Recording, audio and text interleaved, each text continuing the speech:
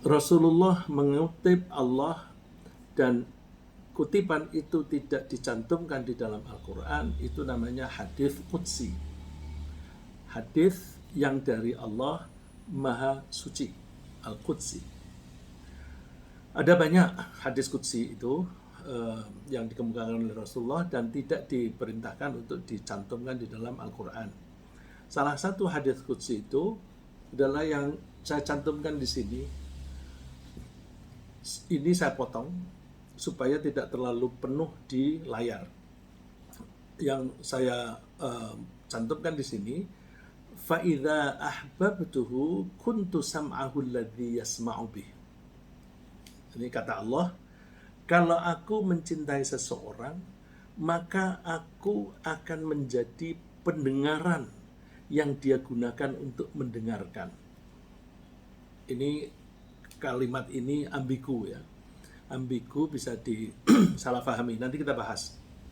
Wa basarahu alladhi yubsiru bih, dan aku akan menjadi penglihatan yang dia gunakan untuk melihat. Wa yadahu allati yabtishu biha, dan aku menjadi tangan yang dia gunakan untuk memukul. Wa rijlahu alladhi yamshi biha, dan aku menjadi kaki yang dia gunakan untuk berjalan. Wala in sa'alani, sungguh kalau dia meminta aku, la'u'tiyanna, aku pasti akan memberinya. Loh, Allah mengatakan kalau dia minta aku pasti memberi. Apa yang lebih enak dari ini? Kalau yang menjanjikan memberi itu adalah yang Maha Menciptakan, maka tidak ada yang tidak mungkin. Ya.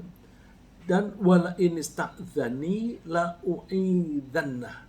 Kalau dia minta perlindunganku, sungguh aku akan melindunginya. Ya, tadi ada tangan yang digunakan untuk memukul. Itu memukulnya itu untuk memukul orang yang memusuhi. Gitu. Jadi bukan memukul untuk berbuat zalim, bukan. Jadi menurut hadis ini bahwa orang yang dekat dengan Allah, orang yang disukai oleh Allah adalah orang yang dekat dengan Allah. Orang yang dekat dengan Allah adalah orang yang taat kepada Allah dan utusannya. Terus kalau orang itu berusaha mendekat kepada Allah, tentu dengan cara dia melaksanakan apa yang diperintah oleh Allah dan meninggalkan apa yang dilarang oleh Allah. Dengan demikian, matanya itu digunakan untuk melihat apa-apa yang sesuai dengan yang diridhoi oleh Allah. Maka dikatakan, aku akan menjadi pendengaran yang dia gunakan untuk mendengar. Karena pendengarannya hanya digunakan untuk mendengar yang diridhoi oleh Allah. Tidak untuk mendengarkan fitnahan, gosip, atau hoax. Enggak didengar. Dan penglihatannya juga hanya dipakai untuk melihat yang diridhoi oleh Allah. Tangannya juga demikian, hanya untuk melakukan yang diridhoi oleh Allah. Kakinya hanya digunakan untuk berjalan menuju ke tempat yang diridhoi Allah. Nah, karena seperti itu, maka apapun yang dia inginkan, apapun yang dia minta, pasti Allah akan menurutinya. Logikanya bagaimana kok bisa kalau Allah itu mencintai, itu akan semua akan dimudahkan, ya. Dan semua akan mencintai kita. Bagaimana kok bisa kalau Allah mencintai, semua pasti mencintai? Begini, Allah adalah pencipta semua makhluk, termasuk bumi, langit, dan seisinya. Berikut sistem dan mekanisme yang melekat pada makhluk tersebut. Jadi kalau ada air itu diciptakan oleh Allah, di dalam air itu ada sistem dan mekanisme yang melekat. Misalnya kalau dia dipanaskan dia menguap, kalau dia suhunya diturunkan sampai 0 derajat dia membeku. Itu mekanisme itu melekat di situ, airnya yang membuat Allah dan mekanisme yang buat Allah. Ya. Jadi dengan demikian, misalnya ketika Allah menciptakan sesuatu benda atau peristiwa, di benda atau peristiwa itu pasti ada jejak sifatnya Allah. Kalau Allah itu Maha Penyayang, maka di setiap benda dan peristiwa pasti tercermin kasih sayang Allah. Ketika Allah menciptakan air, kasih sayang Allah pada air itu bisa dinikmati oleh pepohonan, oleh binatang, dan oleh manusia, dan sebagainya. Karena Allah Maha Adil, di semua ciptaannya pasti ada jejak keadilan Allah. Sehingga kadang-kadang Allah menghukum orang-orang yang sombong dengan air yang menenggelamkan mereka. Seperti Fir'aun, seperti kaumnya Nabi Nuh. Nah, mekanisme semacam ini itu tergambarkan pada hadis qudsi di atas tadi. Bila ada orang yang berperilaku mengikuti sistem Allah, berarti taat kepada Allah dengan cara melaksanakan perintah dan meninggalkan larangannya, maka Allah akan mengerahkan para malaikat yang bertugas untuk mengoperasikan sistem yang tadi, sistem di makhluknya Allah, untuk melaksanakan mekanisme yang sesuai. Ya, dan pemahamannya bisa dibalik. Kalau seseorang melaksanakan perintah dan meninggalkan larangan Allah, dia pasti berperilaku sesuai dengan sistemnya Allah. Kesesuaian ini digambarkan sebagai dicintai oleh Allah. Maka begitu Allah menyukai seseorang itu, Allah akan memberitahu kepada para malaikat yang di langit dan juga para malaikat yang di bumi untuk melaksanakan perintahnya terhadap orang tersebut, termasuk melindunginya, termasuk menuruti permintaannya, dan mempengaruhi perasaan manusia di bumi, manusia yang lain. Dengan demikian, bila seseorang dicintai oleh Allah, dia pasti dicintai oleh semua malaikat dan oleh semua manusia yang di bumi, kecuali penjahat tadi. Dan siapa yang membenci orang itu sama dengan membenci Allah, karena orang itu berperilaku tidak sesuai dengan aturan-aturan Allah yang membenci tadi. Jadi karena Allah itu yang menciptakan, maka semua makhluknya itu akan berperilaku sesuai dengan karakternya Allah tadi. Kalau Allah mencintai seseorang, maka semua makhluk akan mencintainya karena perilakunya sesuai. Ada hadis lagi, Rasulullah SAW bersabda, Innallaha idza ahabba abdan da'a Jibril. Ketika Allah mencintai, di situ saya cantumkan terjemahannya saja, bunyi Arabnya tidak saya cantumkan, saya pelan-pelan membaca Arabnya. Idza ahabba abdan da'a Jibril. Ketika Allah itu mencintai seseorang hamba, maka Allah memanggil malaikat Jibril. Faqala inni uhibbu fulanan fa'ahibbah. Jibril, aku suka kepada si fulan, maka sukailah dia. Fayuhibbuhu Jibril, lalu Jibril menyukai atau mencintai orang itu. Lalu karena malaikat Jibril itu menyukai, lalu malaikat Jibril memanggil-manggil, mengumandangkan di langit. Thumma yunadi fis sama, kemudian dia mengumandangkan di langit. Fayaqul, Jibril lalu mengatakan, Innallaha yuhibbu fulanan fa'ahibbuh. Hai semua malaikat yang ada di langit, Allah mencintai si fulan, maka cintailah dia. Nah, dengan demikian, fayuhibbuhu ahlus sama, semua penghuni langit mencintai orang tersebut. Rasulullah lalu melanjutkan sabdanya, thumma yudha'u lahul qabulu fil ard, kemudian dipastikan bahwa apa yang disampaikan oleh malaikat tadi itu diteruskan kepada makhluk-makhluk di bumi. Nah, konsekuensinya, wa idza abghadha 'abdan, konsekuensinya sebaliknya, ya, bahwa wa idza abghadha 'abdan, ketika Allah itu membenci kepada seseorang, da'a Jibril, maka Allah memanggil Jibril. Lalu Allah mengatakan, inni ubghidhu fulanan fa'abghidhu. Aku membenci kepada seseorang, kepada si fulan, maka bencilah kamu kepadanya. Setelah itu malaikat Jibril membenci orang itu, kemudian dia mengumandangkan kepada penghuni di langit. Innallaha yubghidhu fulanan fa'abghidhuh. Sesungguhnya Allah membenci kepada si fulan, maka bencilah kamu kepadanya. Fayubghidhunahu thumma yudha'u lahul baghdha'u fil ard. Kemudian semua yang ada di langit membencinya, dan kebencian itu berlanjut di bumi.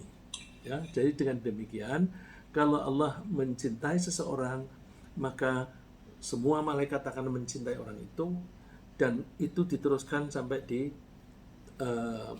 bumi. Makhluk-makhluk di bumi, bukan hanya manusia, semua makhluk itu juga akan mencintai orang itu.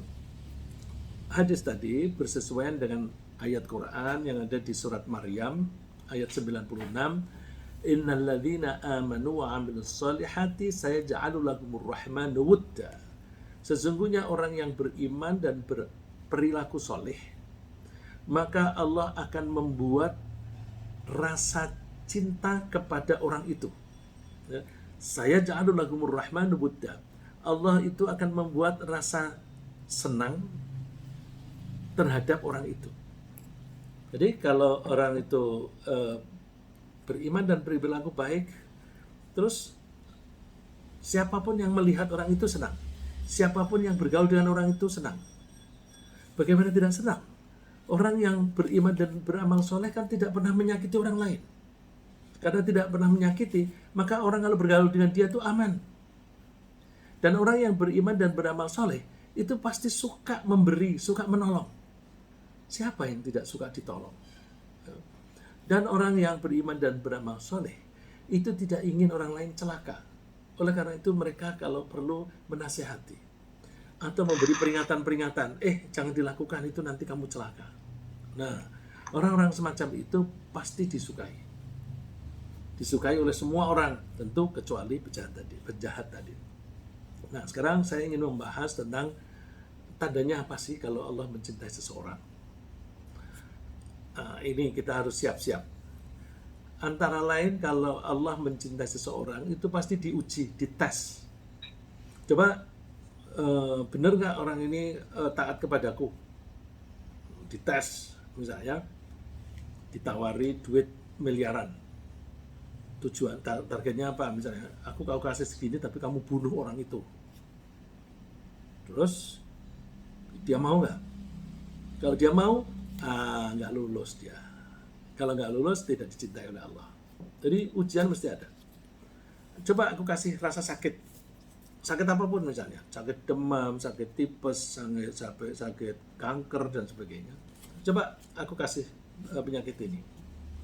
Dia bisa menerima nggak? Dia ridho nggak bahwa ini yang mengatur semuanya adalah Allah? Kalau, oh ya Allah, aku milikmu, dan aku akan kembali kepadamu. Karena aku milikmu, maka terserah engkau memperlakukan aku.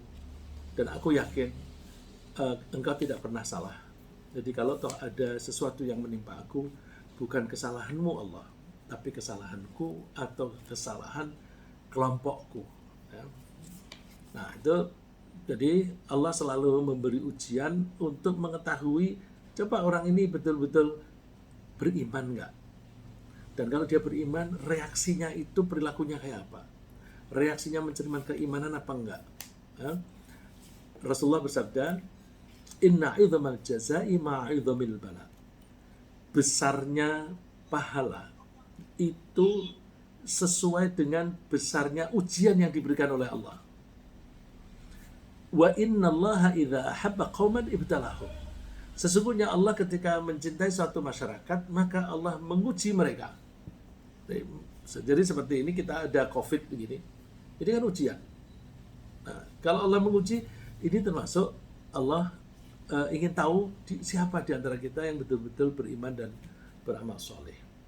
Kita menerima nggak? Kita tidak perlu keluh kesah, karena kita harus ridho bahwa ini adalah keputusan Allah. Dan kalau Allah mempunyai sudah memutuskan menimpakan musibah ini, pasti Allah punya program. Kalau Allah punya program, pasti punya tujuan. Nah, ini Allah ingin melihat dengan COVID ini, apa perilaku kita, nanti akan ada gejolak-gejolak dan sebagainya yang nanti ujung-ujungnya mudah-mudahan adalah kebaikan. Nah, saya teruskan hadis ini. Faman rodiya falahur ridho. Kalau dia ridho kepada ujian tadi, maka dia akan mendapatkan ridho dari Allah. Waman sakhita falahus sakhtu. Siapa yang marah terhadap ujian tadi, maka dia akan mendapatkan kemarahan dari Allah.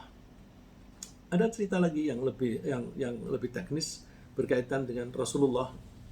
Ujian berkaitan dengan Rasulullah. Nah, ini Rasulullah saja sikapnya seperti itu. Suatu saat Abdullah bin Mas'ud itu berkunjung ke Rasulullah untuk menengok ketika Rasulullah sedang sakit. Kemudian Rasulullah sakitnya itu demamnya dengan suhu yang tinggi. Kalau sekarang mungkin dengan demam seperti itu mudah tertolong ya. Tapi saat itu kedokteran belum begitu canggih, ya memang Allah memutuskan seperti itu, yang akhirnya Rasulullah wafat ya. Lalu Abdullah bin Mas'ud berkomentar kepada Rasulullah, Rasulullah, engkau mengalami demam dengan suhu yang tinggi sekali. Ini berarti Allah sedang menguji Rasulullah dengan tingkat yang tinggi, dan dengan demikian engkau sedang memperoleh pahala yang berlipat. Jadi sakitnya Rasulullah itu dia terjebakkan oleh Abdullah bin Mas'ud. Nah, Rasulullah ini sekarang sedang mendapatkan pahala yang berlipat. Karena pelajarannya juga dari Rasulullah juga. Lalu jawab Rasulullah itu apa? Ajal. Betul. Tidak ada seorang muslim yang tertimpa penderitaan kecuali Allah menggugurkan dosa-dosa darinya sebagaimana daun-daun berguguran dari pohon. Nah, ini kalau Arabnya bunyinya ajal. Ma min muslimin yusibuhu adza illa hattallahu anhu khatayah kama tahattu warqus syajar. Jadi teman-teman yang kita doakan tadi yang sedang sakit, itu kita melihatnya mereka itu sedang sakit. Tapi yang kita tidak lihat itu dosa-dosanya sedang berguguran. Seperti daun-daun yang berguguran ketika musim rontok, musim menjelang musim dingin, itu kan daun-daun pada rontok begitu, fall ya, pada musim fall. Nah itu masya Allah. Tapi syaratnya itu tadi ridho. Dan mudah-mudahan teman-teman kita, saudara-saudara kita yang sedang sakit sekarang, mereka ridho dan sabar, dan bahkan bersyukur. Karena apa? Dengan cara yang tidak terlalu repot. Mohon maaf, saya bilang tidak terlalu repot, padahal sakitnya ya saya melihat istri saya juga nggak tega gitu. Nah itu saat yang sama itu dosanya sedang berguguran. Tanda-tanda yang lain bahwa Allah itu mencintai seseorang, Allah membuat orang yang dicintai itu merasa senang ketika akan bertemu dengan Allah. Saya ulang, Allah membuat orang itu senang ketika akan bertemu dengan Allah. Ini Rasulullah ketika menyampaikan ini, Ibu Aisyah, istrinya, itu tidak langsung menangkap duluan, tidak langsung menangkap saat itu. Nah kalau Ibu Aisyah tidak langsung menangkap saat itu, apalagi kita. Dan kita tahu bahwa Ibu Aisyah ini orang yang sangat cerdas, dan semua ulama memuji bahwa beliau itu cerdas, sehingga beliau itu hafal kalimat-kalimat dari Rasulullah, dan kita tidak mungkin bisa mendapatkan hadis yang berkaitan dengan cara hidup Rasulullah di dalam keluarga. Bagaimana cara hidup Rasulullah di dalam keluarga? Itu banyak yang diungkapkan oleh Ibu Aisyah. Dan kalau Ibu Aisyah tidak cerdas, tidak bisa mengungkapkan itu. Ya, itu pun pertama-tama itu bertanya gini, Rasulullah bersabda, "Man ahabba liqa Allah, ahabballahu liqa'ah." Orang yang suka bertemu dengan Allah, maka Allah akan suka bertemu dengan dia. Wa man kariha liqa Allah, karihallahu liqa'ah. Dan orang yang tidak suka bertemu dengan Allah, Allah juga tidak suka bertemu dengan dia. Apa ini artinya? Oh, berarti kita disuruh cepat mati dong. Gitu kan? Orang yang suka ketemu dengan Allah, cara ketemu dengan Allah gimana? Mati dulu, kemudian nanti kita ketemu di akhirat. Lalu Ibu Aisyah bertanya, "Inna lanakrahul maut." Rasulullah, kita semuanya ini kan secara natural, secara alami atau instinktif itu kan tidak suka mati. Bagaimana itu memahami kalimat tadi? Rasulullah menjawab, "Laisa dzaki." Oh, enggak begitu Aisyah. "Walakinnal mu'min idza hadarahul mautu busyira bi ridwanillahi wa karamatih." Tetapi orang mukmin itu ketika kedatangan kematian. Ini bahasa Arabnya orang yang kedatangan kematian, artinya menjelang mati itu hadoro. Kematian itu hadir. Kalau bahasa Inggris itu dying, ya, akan meninggal. Ketika kematian itu sedang menghadiri dia, dia diberi kabar gembira bahwa Allah ridha kepada dia dan Allah akan memuliakan dia. Karena dia mendapatkan informasi ridha tadi, falaisa syai'un ahabba ilaihi mimma amamah. Maka tidak ada suatu apapun yang lebih dia sukai daripada yang di depannya tadi. Jadi kira-kira ketika seseorang itu mau meninggal, dia ditunjukin itu tempatmu nanti setelah wafat, yaitu di surga. Dia melihat gambaran yang jelas bahwa di depannya ada surga. Jelas itu tergantung orangnya ya. Kalau dulu di perang Uhud itu ada seorang sahabat, "Rasulullah, kalau saya mati, saya masuk surga nggak?" Rasulullah bilang, "Iya." Langsung dia maju ke depan di medan perang itu. Orang-orang yang dilewati itu pada cerita, dia lewat itu baunya wangi. Wangi, kenapa itu? Ternyata dia terbunuh di situ. Nah, ini istimewa. Bukan hanya orang yang bersangkutan saja yang melihat, tetapi orang lain pun menyaksikan dengan bau. Ya, jadi kalau orang yang beriman dan beramal soleh, dia itu akan ditampakin calon tempat tinggalnya. Nah, karena itu surga yang nikmat, maka tidak ada yang lebih dia sukai kecuali itu. Wa innal kafir, sedangkan orang kafir, idza hudira busyira bi'adzabillah wa uqubatih. Ketika dia kedatangan kematian, dia ditunjukin siksaan Allah dan kesengsaraan yang akan dia alami. Falaisa syai'un akraha ilaihi mimma amamah. Maka tidak ada suatu apapun yang dia benci kecuali apa yang ada di depannya. Nah, oleh karena itu dia kariha liqa Allah, dia tidak suka bertemu dengan Allah. Wa karihallahu liqa'ah, dan Allah tidak suka bertemu dengan dia. Ini mohon maaf saya tunjukin cerita sedikit. Pak Dwijo ketika wafat itu karena zaman Covid begini kan kita tidak berani nengok dan sebagainya, hanya sebatas keluarga. Ketika wafat bagaimana? Saya mendapatkan foto dari beliau, Masya Allah, senyum indah, terang, bercahaya. Kita doakan mudah-mudahan beliau mengalami apa yang digambarkan oleh Rasulullah ini, waktu menjelang wafat melihat calon tempatnya di surga, sehingga dia itu senang dan senyum. Ya. Mudah-mudahan Allah mengabulkan permohonan kita dan beliau kelak masuk ke dalam surganya Allah.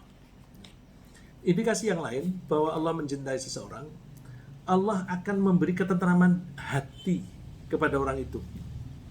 Jadi hidupnya itu tentram aja. Dia sakit, tentram. Dia punya duit banyak, tentram. Loh, gimana nggak tentram punya duit banyak? Oh iya, bisa saja orang punya duit banyak tapi malah gelisah.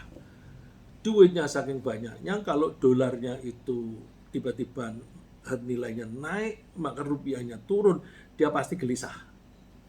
Kalau dia memang mencintai dunia. Kalau dia kebetulan membeli saham, kemudian situasi krisis, harga saham turun, dia akan gelisah. Kalau orang yang dicintai oleh Allah, apapun yang terjadi tidak membuat dia gelisah. Siapa itu?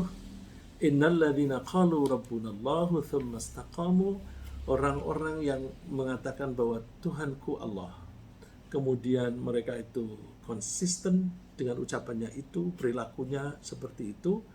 Tanazzalu alaihimul malaikah, para malaikat akan turun kepada orang itu lalu memberitahu, alla takhafu wa la tahzanu. Kamu enggak usah takut dan enggak usah sedih. Di hidupmu di dunia ini kamu gak usah takut, gak usah sedih. Dan besok di akhirat ketahuilah bahwa kamu nanti akan masuk ke dalam surga yang kamu dijanjikan. Nah, orang yang dicintai oleh Allah pasti hidupnya tentram semacam itu. Kalau misalnya di antara kita ini, mudah-mudahan ada di antara kita, syukur kalau semuanya di antara kita ini memenuhi kriteria ini, yaitu percaya bahwa Allah Tuhan kita, dan kemudian perilakunya konsisten, berarti perilakunya semuanya soleh, tidak melanggar macam-macam. Lalu mungkin kita bertanya, mana katanya tatanazzalu alaihimul malaikah, malaikat pada turun dan memberitahu aku. Kini bahasa itu kan tidak hanya bahasa lesan. Kita tidak bisa melihat malaikat karena bahan penciptaannya itu beda. Malaikat itu diciptakan dari cahaya. Kita nggak bisa melihat cahaya kok. Yang kita lihat, kita bilang terang, itu yang kita lihat itu pantulannya. Tapi cahaya itu sendiri kita nggak lihat. Kalau bahan yang dipakai untuk membuat malaikat itu bahan yang tidak bisa kita lihat, kemudian malaikat tidak bisa kita lihat, ya pantas dong. Gitu. Nah, kalau kita tidak bisa melihat, maka kemungkinan besar kita juga nggak bisa dengar. Jadi kalau pun malaikat mengatakan begitu, ya kita nggak dengar. Nah, yang bisa kita tangkap itu body language-nya. Jadi gejalanya apa? Kalau kita merasa tenang, ya meskipun sakit, hatinya tetap tenang. Coba kita lihat, teman-teman kita kalau sakit kan nggak ada keluh kesah, masih senyum-senyum, masih gagah dan sebagainya, masih bisa ikut ngaji, gitu. Itu pertandanya nggak ada kegelisahan. Ya, mudah-mudahan kita semua seperti itu, atau kalau belum semuanya kita bisa meniru teman kita yang seperti itu. Ya, saya nggak usah nyebut nama, tapi saya yakin ada yang seperti itu di antara kita yang sekarang sedang bergabung dengan kita. Ya. Lalu siapa saja sih orang-orang yang dicintai oleh Allah? Saya mencoba melihat hadis dan ayat Quran yang mengatakan bahwa Allah mencintai orang itu. Yang pertama saya ambilkan dari hadis. Anas bin Malik cerita bahwa seseorang Badui dari luar kota yang tinggalnya di padang pasir, nomaden begitu, mendatangi Rasulullah SAW. Lalu orang itu mengatakan, ya Rasulullah, mata sa'atu qa'imah. Kapan kiamat ini terjadinya itu kapan? Terus Rasulullah menjawabnya, wailak, celaka kamu. Kok kamu tanya kiamat? Wa ma'a'dattalah. Apa yang sudah kamu siapkan untuk hari kiamat itu? Kok kamu berani-beraninya tanya? Jawaban orang itu sederhana. Ma'a'dattu laha illa anni uhibbullah wa rasulah. Rasulullah, aku tidak mempersiapkan apa-apa untuk hari kiamat. Aku hanya punya persiapan, aku mencintai Allah dan mencintai utusannya. Jadi modalku hanya cintaku kepada Allah dan cintaku kepada utusannya. Jawaban Rasulullah, innaka ma'aman ahbabta. Sesungguhnya engkau akan bersama dengan yang engkau cintai. Jadi nomor satu orang yang dicintai oleh Allah adalah orang yang mencintai Allah. Kalau mencintai Allah pasti dia mencintai utusannya Allah. Dan kalau kita lanjutkan, kalau mencintai Allah pasti mencintai aturan-aturan yang dibikin oleh Allah. Pasti dia mencintai kitabnya atau firmannya Allah. Pasti. Ini terus para sahabat komentar. Fakulna, lalu kami mengatakan, wa nahnu kadzalik. Kami juga begitu Rasulullah. Jadi mereka ini menyatakan seperti orang Badui tadi. Rasulullah mengatakan, "Na'am, betul. Kalian juga begitu. Kalian akan ketemu dengan Allah dan Rasulnya. Kamu akan selalu disertai." Fafarihna, lalu kami bergembira, bersenang-senang yauma idzin, pada hari itu, farahan syadidan, dengan betul-betul senang atau sangat senang. Ya. Jadi kita bermodal yang kelihatannya gampang, ya, kelihatannya gampang. Kita tanamkan rasa cinta kepada Allah dan Rasulnya, maka insya Allah Allah akan mencintai kita. Dalilnya hadis ini. Tapi konsekuensinya ya, kalau kita mencintai Rasul, mencintai Allah, mesti kita nurut seperti kita. Kalau kita mencintai istri, maka kita cenderung nurut sama istri. Maka suami yang cintanya kepada istri itu sampai selangit begitu misalnya, dia itu disuruh apa saja oleh istrinya mau, sampai kadang-kadang orang lain menjuluki DKI itu di bawah kekuasaan istri. Ya nggak apa-apa, itu cerminan cintanya kepada istri. Sebaliknya, istri yang sangat mencintai suami, dia akan nurut kepada suami gitu. Nah, kalau kita mencintai Allah, kita buktikan kita nurut kepada Allah. Mudah-mudahan kita termasuk orang yang mencintai Allah dan Rasulnya. Yang kedua, yang saya bisa ambil dari ayat Quran, orang yang dicintai oleh Allah adalah orang yang selalu mengikuti anjuran Rasulullah. Dalilnya di surat Ali Imran ayat 31, "Qul in kuntum tuhibbunallaha fattabi'uni yuhibbukumullahu wa yaghfir lakum dzunubakum." Katakan, kalau kamu memang mencintai Allah, ikuti aku. Akunya di sini Rasulullah. Kalau kamu mengikuti aku, yuhibbukumullah, Allah pasti mencintai kamu. Wa yaghfir lakum, dan bahkan mengampuni dosa-dosamu. Jadi kalau kita ingin masuk ke dalam golongan orang yang dicintai Allah, kita kalau Rasul, kita membaca hadis, membaca pesan atau nasihat dari Rasulullah, yes, I will do it. Ya, aku akan melaksanakannya. Ya, aku akan melaksanakannya. Kalau Rasulullah melarang, enggak, aku tidak akan melakukan itu.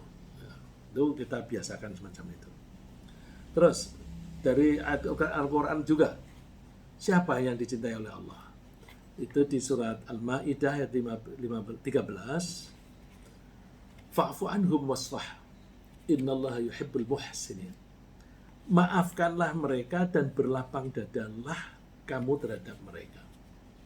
Mereka di sini itu orang-orang kafir yang suka mencemooh orang-orang Islam. Ya.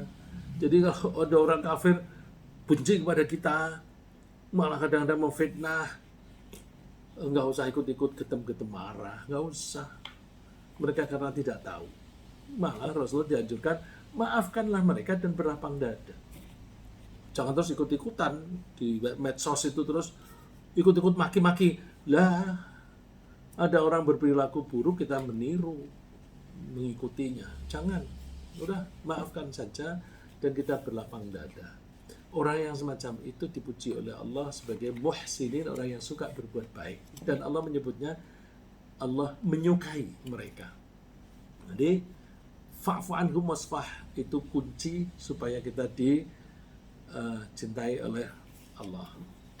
Ada yang senada dengan itu yang sering kita dengar, orang yang dicintai oleh Allah adalah alladzina yunfiquna fis sarra'i wad dharra'i wal kadhimina al ghaidha wal 'afina 'anil nas wallahu yuhibbul muhsinin. Kayaknya saya tidak cantumkan di situ. Di surat 3 ayat 134, yaitu orang-orang yang mau menginfakkan hartanya, mensedekahkan hartanya baik dalam keadaan sempit maupun dalam keadaan lapang. Selalu bersedia bersedekah. Satu. Yang kedua, wal kadhiminal ghaidh, dia bisa menahan marah. Dia nggak suka marah-marah. Bahkan wal 'afina 'anil nas, dia suka memaafkan orang lain. Kalau kita ingin dicintai oleh Allah, kita penuhi ayat ini. Kalau suka bersedekah berarti ada kepedulian kita kepada orang lain. Kasihan itu miskin, tidak bisa memberi makan dengan gizi yang cukup kepada anak-anaknya, kita kasih. Kasihan itu anak-anak tidak bisa sekolah, kita bantu biayai, dan seterusnya. Ya. Lagi, orang yang dicintai oleh Allah adalah orang-orang yang rendah hati dan mau bekerja keras di jalan Allah. Ini bisa kita baca di surat Al-Maidah, surat 5 ayat 54. Di situ saya ambil tengah supaya slide-nya tidak terlalu penuh. Tapi saya baca seluruhnya di ayat itu. Ya ayyuhalladzina amanu may yartadda minkum an dinih. Hai orang-orang yang beriman, kalian jangan pernah berbalik agama. Jangan pernah murtad.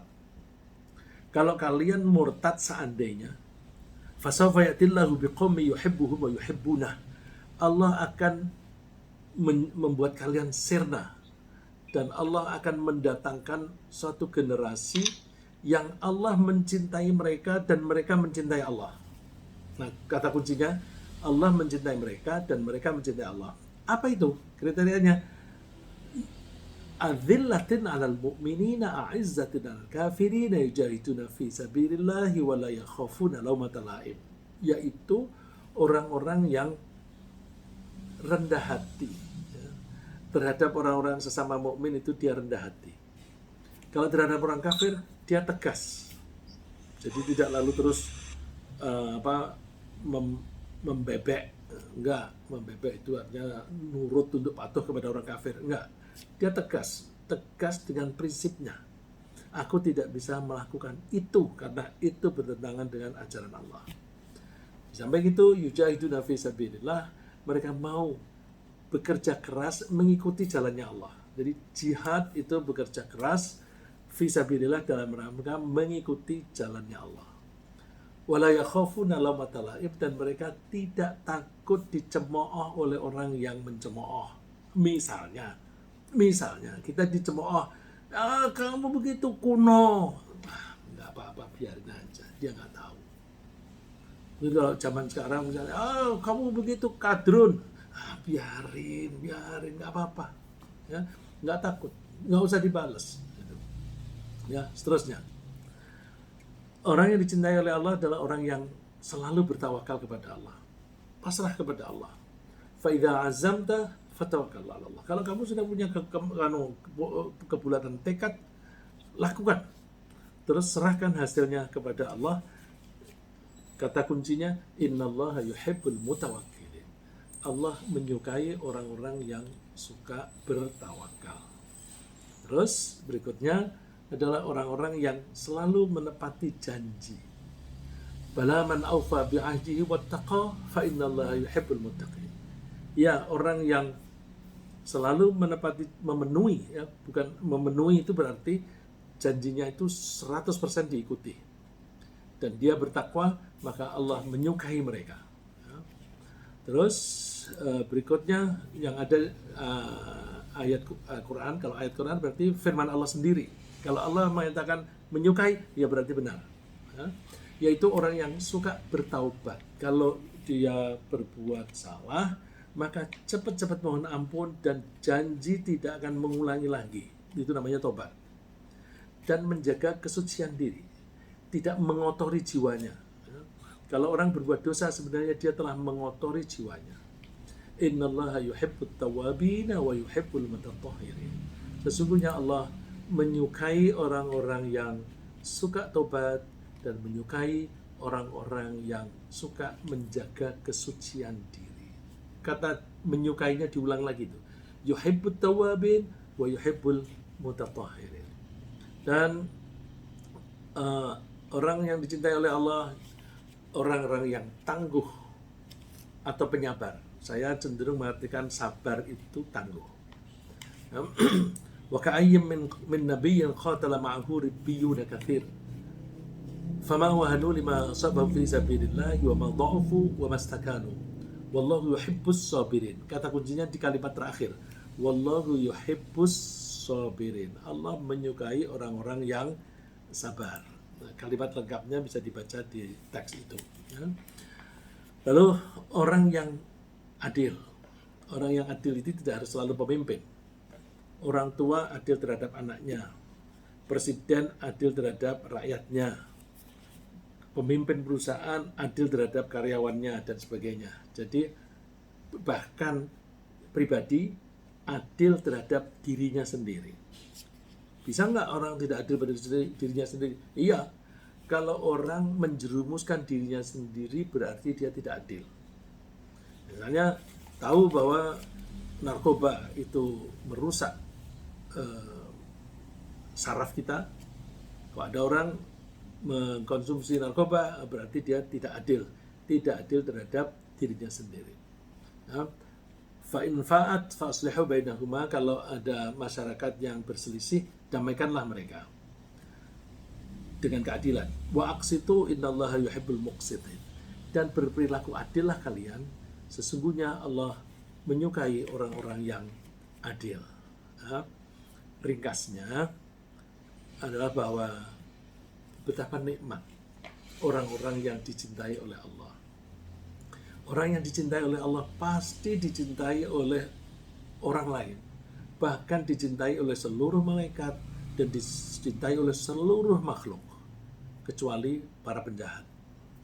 Tanda-tanda dicintai oleh Allah ada beberapa, antara lain pasti dia diuji.